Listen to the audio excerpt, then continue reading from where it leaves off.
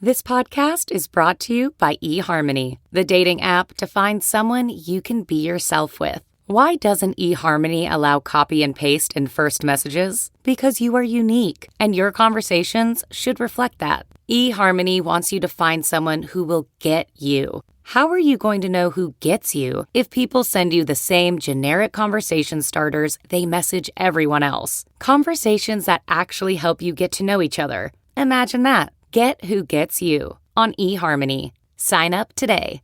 Plug in a Hyundai EV and the extraordinary happens. From the charge time and range in the Ioniq 5 and 6 to the adventurous spirit of the Kona Electric to the 601 horsepower Ioniq 5N. Hyundai EVs make the extraordinary electrifying. There's joy in every journey. EPA estimated 303-mile driving range for 2024 Ioniq 5 SE SEL Limited rear-wheel drive and 361-mile driving range for 2024 Ioniq 6 SE long-range rear-wheel drive with fully charged battery. Actual range may vary. Visit HyundaiUSA.com or call 562-314-4603 for more details. Hello, welcome. Let's chat. It's hard. You want to talk? I know, that's disappointing. Sit back. Let's work this out. How's it going? What are we doing here? Where are you going? Hey there. Wow. It's not always easy. It's amazing if you think about it. Let's think about this. Strange. I have some thoughts about that. Life is hard. Trauma bonded. I am really having trouble, T, with us being on Instagram. I'm just going to say it. Why? I hate it. Why? Hate it. Don't want to be it. Don't want anything to do with Mark Zuckerberg. I don't want to be on Facebook. I don't want to be on Instagram. I don't want to do anything to do with it. Do you have a feeling about it? I mean, I didn't. I mean, why do we have to have all these ways to promote ourselves? Why can't we just have a website? The reason we're doing this is to start a conversation. No, you're right. That's true. So you may or may not be able to find us on Instagram by this point. Depends on if Therese makes me. But I'm sure that if you really need to judge us, you can judge us on Apple Podcasts or wherever you find the show. Please rate us 5 stars, of course. Ready. Welcome to Trauma Bonded. I'm Elly Westberg, and I'm here with Therese Garcia. Hello. And today we are discussing, this is actually happening episode 128, which is a rebroadcast episode, and it's called, What If Your Son Stabbed Your Daughter? Escaping a dysfunctional family background and finally raising a wonderful family of her own, a woman's son commits a shocking crime that throws everything into chaos. This is from 2019. And full disclosure, I am the showrunner for This Is Actually Happening, and I have the privilege to vet stories and conduct pre-interviews before they go to Whit for the final interview. Although I was not part of the show when episode 128 was first recorded in 2019. And T knows nothing about anything. She comes in fresh. This show, Trauma Bonded, is for the listeners, a space where we can talk about each episode, digest it, and reflect on it with empathy and also a bit of levity. Welcome. Welcome. Thank you.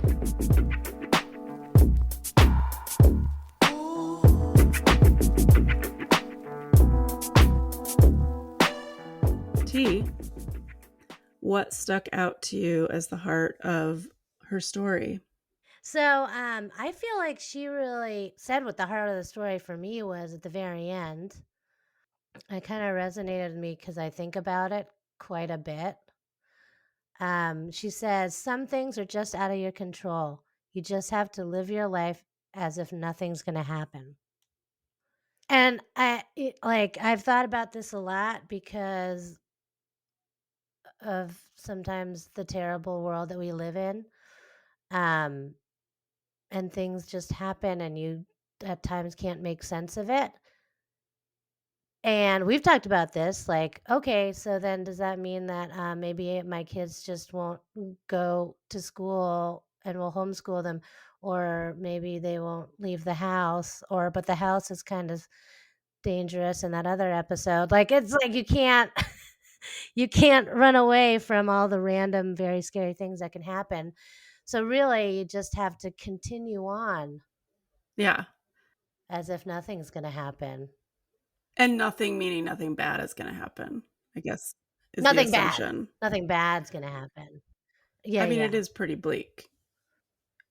If we really think, Or it could be wonderful. I mean, if we really think about all of the possibilities of how we could be injured, especially you having children and sending them out into the world, and you just hope and pray that they come back to you in one piece and not have been traumatized in some way or injured in some way or killed in some way or whatever it is. It feels like something that we do just kind of have to let go. Because if you hold on to it and fear it, then you become a crippling ball of anxiety that can't leave the house and just does the rosary 15 times a day, like someone we know. Mom. Your mom. Mom? Yeah, totally. And I think mine, do you have another, sometimes you have more than one heart. Did you have another heart? Are you having a stroke right now? We'll continue. I did have one where just thinking about her as a mother, incredible mother, I'm thinking. And I think it's something that as a mother myself, I have to like think about a lot, is like wearing all the different hats she had to wear to be able to be a mother to, at this point, like almost like two enemies, you know, and being able to empathize with both of them in an honest, genuine, authentic way, but they have opposing viewpoints. I thought that was really, it's quite the I skill. wrote that down too. You know? That's crazy. Isn't that crazy? And, you know, supporting her daughter, son, and herself as well, you know, like she has to support herself with, you know, knowing that they'll never be together again, you know, and like being okay with that kind of thing. But you're saying? Well, there's no, when a crime is committed against someone that you love, I think part of your healing or your peace or your strength, just part of it, might sort of come from your anger at the person that perpetrated it. So she's having to hold him in a completely different regard, right? And and maybe we shouldn't talk about this just yet, but she does point out that it almost seemed like it wasn't him, right? That there was this blankness about him, that it wasn't him. And I get what she's saying. She mentions again that when she sees him later at the juvie center, that that life has sort of come back into his face and his eyes, and now he's showing remorse, and now it's like he became again the son that she could claim, whereas when it wasn't him, it was almost like, however you want to characterize it, like a demon or a darkness or something had just taken him over, taken his vessel over, and it was nothing that it was actually him. And I think she's done that on purpose. I believe that she actually did see a difference in him. And I've heard of people saying that before, like they just looked like they weren't there and then they came back. You know, we're not doctors, but we watched a lot of shit, and I'm sure that there's a medical diagnosis for this sort of thing that happens. But I think it is particularly poignant for her because in order for her to walk through this, she has to see him as complete, like the perpetrator of the incident is different than who her son actually is. And not only did she have to wear different hats when thinking about her kids, she's still having to work a job. She's still having to show up to court. She still has to live her life. And she has to hear from this husband of hers in prison being blamed and denigrated and basically causing her Mhm. to question her own good parenting skills, which he does all throughout their relationship. So it shouldn't really be a shocker that he also blamed her for this. But she is carrying so much to get through this. And I think this kind of ties into what I think the heart of the story is. Let's see if I tie in. I'm excited about this Well, thanks. transition. My heart is about the duality of man. I mean, that's a classic way that we call it. You can say, we can take gender out of it. Duality of human. Mhm. Yeah. And Human. it's just an age-old idea that's apparent everywhere. It's like Mhm. flesh versus spirit, good versus evil, our ability to see people in their sometimes horrible light and not forget that we also see them for the person that we know them to be or hope that they can be. And she does this a lot, and I feel like this is why it's a lot to do with the heart of her story. Like, she talks specifically about Mhm. this Yeah. father of hers, when he drank, he became a monster, abusive, argumentative, Mhm.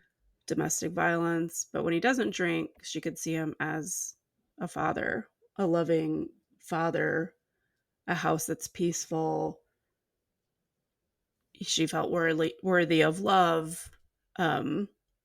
She had admiration for him, as you want for a father. So for a child to hold both of those ideas in their head at the same time, I think that's going to really form, right, how you see people. There's such distinct differences. I grew up in a household where I didn't have to deal with that. My dad was my dad was my dad. My mom was my mom was my mom. And there was never this very, of course, everyone has different times when they get angry or go off the handle, whatever. But it was never so much so that you had to be actively remembering the goodness of them when they were seemingly stepping into being monsters of themselves. Her husband does it, they get Mhm. together. He seems peachy keen, turns out to be an asshole. Everyone knows Everyone knows him. it, He's or like, everyone knows him, yeah, right? him. Yeah.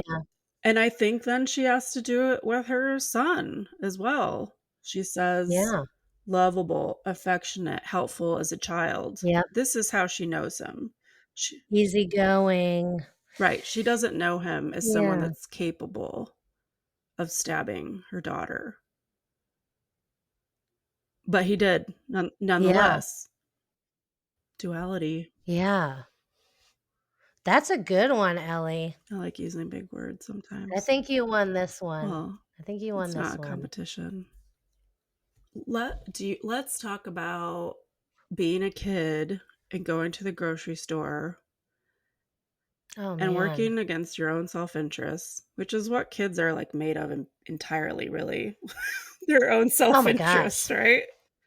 Popsicle on a popsicle. Okay, you can have, and that's the only thing. It's like, that's the only thing. That's the only thing.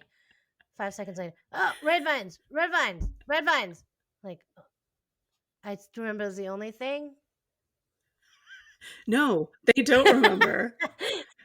And T, I have to take my hat off to you because, and this is a tip and tricks for all your parents out there. I've seen T do this in Target. She kind of relents so that there's not a breakdown of the social order and lets them hold a shark or a beach ball or whatever it is in their hands.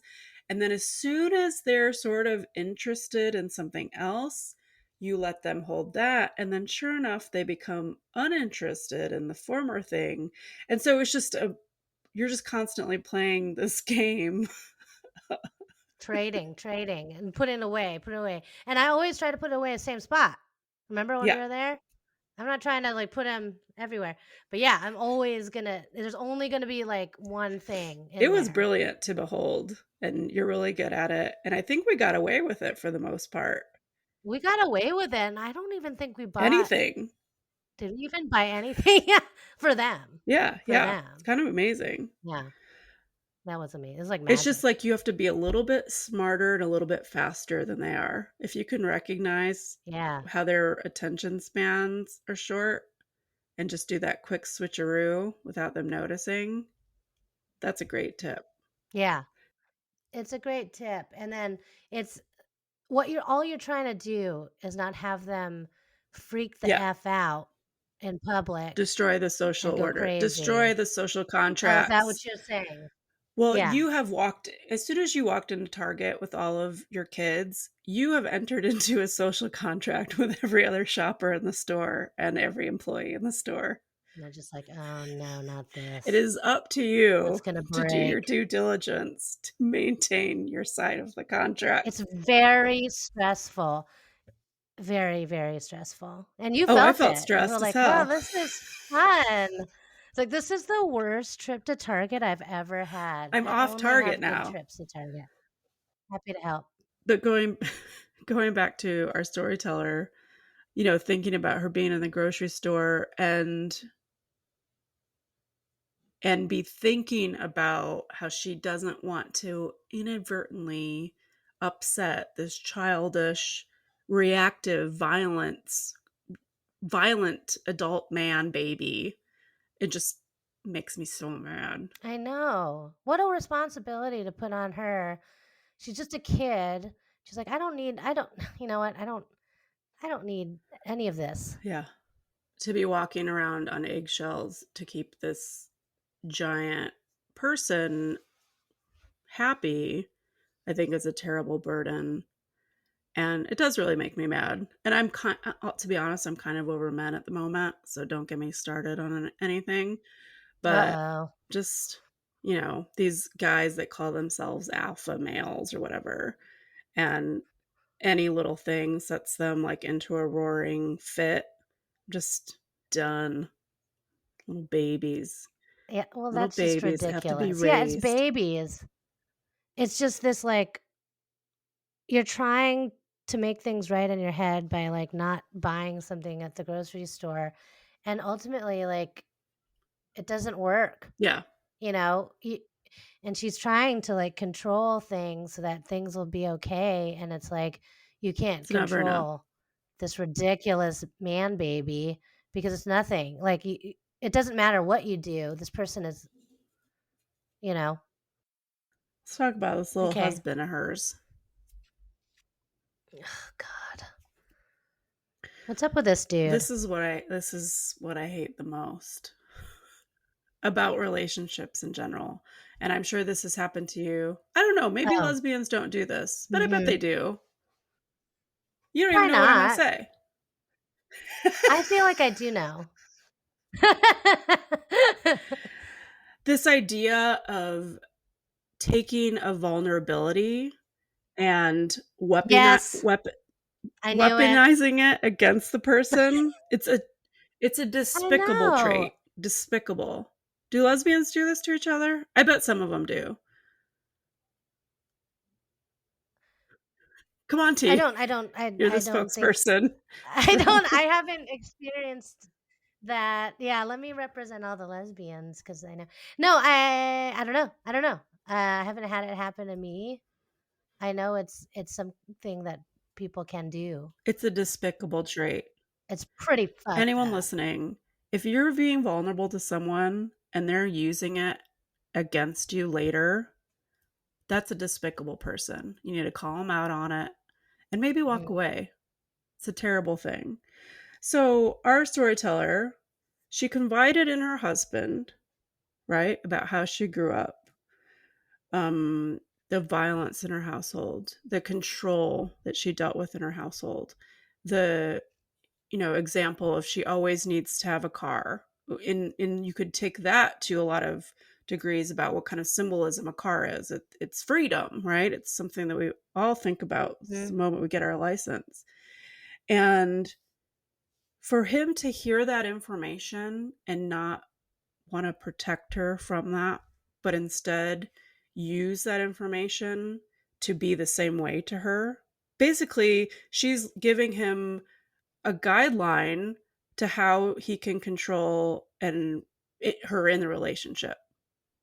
And going so far as to bring it back up and use it as an excuse for his own terrible behavior and say, well, no wonder your dad used to do that to you because you do XYZ. My God. This guy. Despicable. It's crazy. Then. And it just makes her smaller and Exactly. smaller and smaller. And Trapped. she truly loves someone because love actually gives someone the benefit of the doubt, right? So in her mind, she's saying, I told him I went through all this. There's no way he's using it against me. How could he be so evil? Then she no gets... way. This is actually, it's my fault. I know. You keep saying... I'm just with you. I'm with you. I know, that's my next thing. So she gets down on herself, right? For being in the situation she always said that she never would be in. And because she's there, she's basically continues to reduce her opinion of herself, and that perpetuates her staying with him because she's smaller, insignificant, stupid, idiot, all the things that we tell ourselves. And now he's made her essentially addicted to him because she can't think that she can do any better. I mean, it's just all clearly there from the moment her mother recognizes the red flags in him. Of course she does. Give this woman some credit. She lived through it. Ironically, she's going to be able to see it quicker. And don't get me wrong, I'm not coming for the storyteller at all because we're not here to judge her because well, you're in it. She's in it. She's in it too. It's not something I imagine he did give off this way about, I will protect you. Now that you've told me this information, I'll protect you. There's no way I'll ever hurt you. Duality of man again. Yeah. And it's just little, but I feel like it's the duality and it's like little things that happen. It's a slow dismantle. A random push after a couple of months, a random thing. And then it just. And I would never judge any woman for that. I've never been abused in like a touched way like that. But I know how easy it is to end up in a cycle where you're expressing your vulnerabilities, they're being turned around on you, and you just start internalizing how you're bad, and you don't. And since that's already the way that you feel about yourself, him just saying it just makes him seem that much greater. Oh, well, he's so wonderful and he wants to be with stupid little old me. Like, I definitely don't want to let him go. It's disgusting. Like, it hurts my soul thinking about how people can be like this to each other. Oh, I know. Yeah. And then she can't go out there and meet anybody else because she's the worst. And I bet. And he's a saint for being with her, And I am sure that there are lesbians that do this. I'm sure. We watched all of Queer Love, right? On Netflix. Did anybody do that on Queer Love? Was there a situation you can think of where... I'm sure Vanessa did something weird, or Lexi. Someone was vulnerable and it was weaponized against them. I don't know. I'm sure one of our listeners can pick it out. Yeah. And then he's not that great. I'm just going to say it. It doesn't seem like he's very good. He's going to prison. And then he's going to prison again for a long time. We don't know what it is for, I guess. I mean, since he's so known and well-known in the community, I think you could make the guess that it might be drugs related. No? I mean, I would assume if you're a guy that knows everybody, that sounds like a drug dealer, possibly, to me. But I don't want to say. Oh, do you know? I don't know. Oh, you don't know. You don't know. I know. Sometimes I know. I don't know. I thought it was really poignant what she said. You can cover up a bruise or a scar, but you can't ever cover up. Wait, what did I write? Wait. You can cover up a bruise or scar, but you can't cover up how you feel and think. Okay, yeah. Thanks. That was good. No, I mean, I said think and feel. Yeah. I hadn't written that down. But I was right also that I knew that's what you were going to say, Yeah. right? Yeah. Pretty It's a cool, good huh? quote. Mind melding. Oh, yeah. The red flags to the vulnerability to the weaponization to the diminishing to the, yeah. Yeah, all of that. I wouldn't have said it like that. You like have better, bigger words, you know. It's good ones. You have the good words. But yeah, I was feeling that. Let's talk about the stabbing itself. Do we have to? I think that's what we're here for. Yeah, that's probably. It's just We so are pretty sad. good about talking about everything that isn't in the episode, but I feel like Yeah, we we talk a should lot talk about that. I stabbed her. It just hurts me. He stabbed me. I know. Can you imagine one of your kids saying that about another one? But I can't, and I'm scared now because it's so random. And I mean, we can talk about that. But I was just so saddened by like thinking of him just like sitting there on his iPad. Like, I just think of my kids like, hey, any bagel bites left, you know? And just like normal life. And they're just hanging out. And then everything changes. I mean, what do you think happened to him? He's looking at the iPad. He eats some bagel bites. And he's just overcome by compulsion. What do you think it is, T? Do you think he's possessed? So are we gonna? Yeah, I don't know. I'm not. This is so presumptuous, really. I wonder, like, if it couldn't help that Dad was beating Mom all the time, even though, like, it was like she said the kids never saw it because really he like really cared about what they thought. I mean, Kids know. Surely kids can feel Tension. something's wrong, tension, may have even seen something and you're not aware of it. I mean, you're in the heat of the moment. You don't know there are kids right behind you, you know? I'm just wondering if it just can't help that he was doing that. Yeah. It's like you really want to know, you really want to read the psychological report on this kid because I think that's what's so hard about this is like not understanding. Clearly, he left in some way. Like he says he Oh, yeah. blanks out or it blacks out for him, and it's like he was on his iPad eating bagel bites, and then he comes to and he's got a knife in his hand, and he doesn't know what happened in betwixt those two things. I believe him. I know these things happen. It is extra scary because it feels like something that you can't prevent or stop or pinpoint. But there has to be some sort of tension or darkness or something that exists in a house where domestic violence is present. I don't know. It's unsettling, at least. I mean, there's something wrong. And maybe it's a subconscious thing, even. I mean, obviously, he lost consciousness or was in a different state of consciousness when this happened. That he might not even remember that. And then maybe he doesn't even remember why. I mean, even if there was like a report or there's a therapist, he might not even, it's like, no, he could even be like, no, I was brought up fine. I don't know what you're talking about. Right. Or if asked, how do you feel about your sister? By all accounts, he loved his sister. Oh, yeah.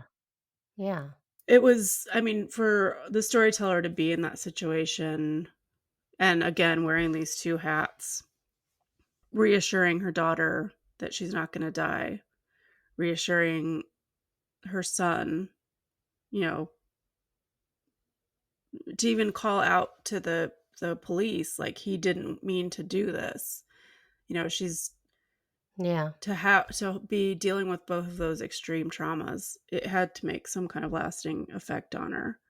She talks about her ride to the hospital, and she says that she's only thinking, I hope she doesn't die. And it made me think about this, like, how much of that on its face is just she didn't want her daughter to die, but how much of it also is indirectly related to wanting her son to be innocent of murder or innocent of a murder charge, Mm-hmm. right? It's all It's all part of part it. of it. And then she Yeah. sees him in juvie and he's back to himself. And I thought what she said was just such a lovely moment of being such an, like, this is an example of what unconditional love is. What she says to him, we are all confused and we'll figure this out. Yeah. It's just so simple, but it's letting him know, I don't Yeah. think ill of you. We don't know why this happened and you're here, but we're going to figure it out and it's going to be okay. Like, he Yep. doesn't remember anything. So how can you be mad or hold a kid in a lower regard that perceivably doesn't remember anything? What do you think about how her Yeah. daughter didn't like that she would go to visit him in the home? I mean, she was stabbed 7 times. He closed the door behind him. I mean, it's scary. You don't want to be around someone who is capable of doing that, whether or not they forget or were blacked out. You know that possibility is there, and it happened to you. So I'm not trying to like hang out again, you know. So I can see why she feels that way, and she's the victim and she's directly affected by it. And she has no impetus to forgive him. Or at the very least, she can make that boundary for Yeah. herself and say, I don't want anything to do with him for now. Right? She's still so young. So I didn't really catch what year it actually happened by the time we know this was recorded in 2019. It's been she said that's like it happened last May Oh, or it's just a something. It year was prior? within Oh, the year. yeah. I think it's within the year. Yeah, I don't know. Could even be months. I don't know. And he was like 12, Yeah. 13. She was 2 How years old is older. she? And she did, and the Okay. storyteller did comment that she was doing really well in high school. So that tracks that it was only a year behind them. Right. It would be really wonderful if we can get a follow-up from her. We're going to try to add it to this episode, y'all, if we can. But if we can't, then definitely down the line, she'll be someone that we'll try to follow up with. And sidebar, sorry to segue into a thing about our show. We're talking about deep shit. Oh.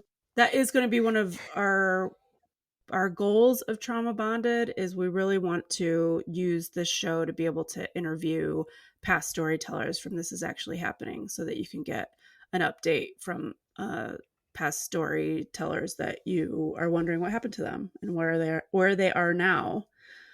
When she said that her husband blamed her, how did that make you feel? Well, that guy super sucks. How about this? It's your fault, Can you ass. imagine? You're the one punching me in the face every Can you day. Like, can you? the ego, the bravado that you have to clearly be a flawed individual. You abuse your wife. You're in prison twice for something criminal. I doubt it's for like doing good things. Helping old people cross the street. And then to still not have any moments of self-reflection where you can see how you might be semi-culpable in this, or to at least give your wife some bit of support, knowing what kind of demons she has to deal with in her life now, while you just get to be on the inside. What a dick. Just what a complete asshole. Well, I don't even understand. Like, is this a person? Like, is there something He doesn't seem like a person. wrong with it? He's like a monster. There's nothing. It feels like it. And since we haven't heard anything else about him, we will thus characterize him as such. Oh, I think so. I will. I will. Yeah, blaming her. Like, you're not even there. It's like, yeah, I wasn't there. It's like, okay, well, it's one of those things. If you were able to talk with him and try to like rationalize what's going on, he'd probably find every way to like still blame her, you know? I mean, where do you have to be as a person to be able to do stuff like that? I mean, justifying everything. I'm sure a lot of bad shit happened to him too. You know, hurt people and all that stuff. True, But to just have zero self-reflection, zero self-examination, zero acknowledgement of any kind of culpability is just, it's just cruel, and it feels like monstrous behavior to me. But good on her. She's separated from him. I'm sure that wasn't easy. Yeah. And I really do hope that she's doing okay. And if we can add on an update to this, we would love to. I was just thinking about, you know, that time that he was in juvenile hall all by himself, all scared. Like I picture him as a really like a kid, an innocent kid. Like it makes me so sad, like seeing those moments, like him getting handcuffed and scared because he did something he doesn't even know. Him seeing his mom walk away while he's in juvenile hall. And like, I mean, it's the worst. Like now he's hanging out there and he, to me, feels, I know he stabbed her and I don't, but like if, assuming that he blacked out, he feels like just like an innocent little kid, you know? And what a terrible way to like, now you're there with other kids who have done stuff and who knows what that environment's like. And then all of a sudden your mom, it's only your mom who can come twice a week, an hour each time, you know? It's just so lonely and scary for a little one. I can't imagine. And she really is a hero because it feels like she single-handedly kept him from falling deep in the cracks of the system that really wanted to suck him up, send him to this worst juvie hall where it could have really radicalized him and made him, you know, taken away all of the innocence that he had and potentially made him just a lifelong criminal. That she fought and found this house for him. This is a true testament to how unconditional her love is for him. I hope that that is meaningful to him. I think, especially in society or in the justice system, you know, even if a kid does something like that, we're so quick to say, charge him as an adult, he's evil, blah. And I just don't think it's that simple. And if she's not going to advocate for him, then I don't know who would. But it sounds like everyone around her wanted to let him go. And she just continued to fight for him. I hope that him being in that home is getting him therapy, is getting him counseling, that he's on the road to retribution. I mean, the fact that he says he still doesn't remember it, you know, a year later, then he always asks about his sister, I think is meaningful. I really think that there's hope for him. I really do hope that we find out that he's doing well. I do hope they're both doing well and that there's been something with the daughter that she's able to. I mean, I'm just always wanting a happy ending, you know. A wrong show. What is this? What show are we? It's always so depressing, guys. Why are all the episodes so sad? Is there like a happy Christmas special or something?